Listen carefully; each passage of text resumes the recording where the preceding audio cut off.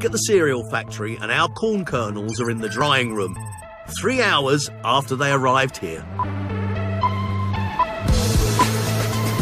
They've soaked up moisture during cooking, so now they're moving slowly on a looped conveyor belt through this nearly 100-foot-long, extremely noisy double-decker dryer.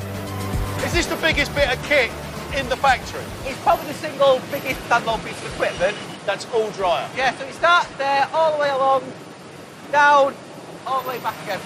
Minutes, so there's probably in the region of several thousand balls just gone past your shoulder now. You won't ever get closer to this amount of cornflakes ever? Absolutely. I'm sure if there was Guinness Book of Records were here and we had a bowl big enough, it would be the biggest bowl of cornflakes.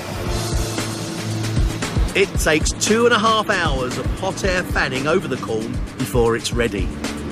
What are you looking for? That was the corn coming out of your cooker. So you can see there, you can see it's got that sort of golden colour and it's sort of soft. But not wet, just squishy. And as it goes through the drying process, what we're looking for at the end is this sort of texture. So it should be drier, darker, that should be slightly harder. Yeah, slight bounce on it. It's got a little bit of give. Yeah, and actually that's absolutely critical. If we dry it too fast or too hard, we're in danger of crushing it into a powder.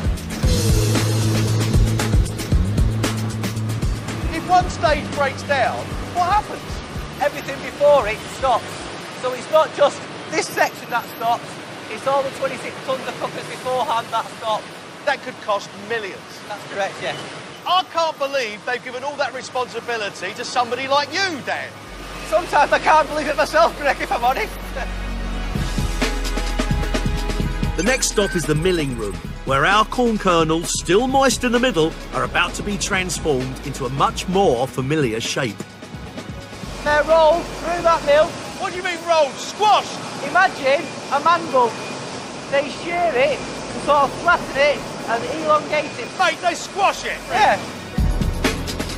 The kernels are fed between two giant steel rollers, which turn in opposite directions, one slightly faster than the other. That means the kernels don't get crushed but stretched, all in a second or less. Going through here, the equivalent of 200 bowls a minute. They now look like cornflakes to me. They might look like cornflakes, but they're not cornflakes yet. Give it a feel. Feel it. You're all right. Feel it. Ah, it's wet. Yeah. No, it's... Just scrunch it. You can make it into a ball. Yeah, that's not right. No. It's all stretchy and rubbery. Yeah. What have you done to my cornflake, Dan? So, would you like that in your breakfast bowl in the morning?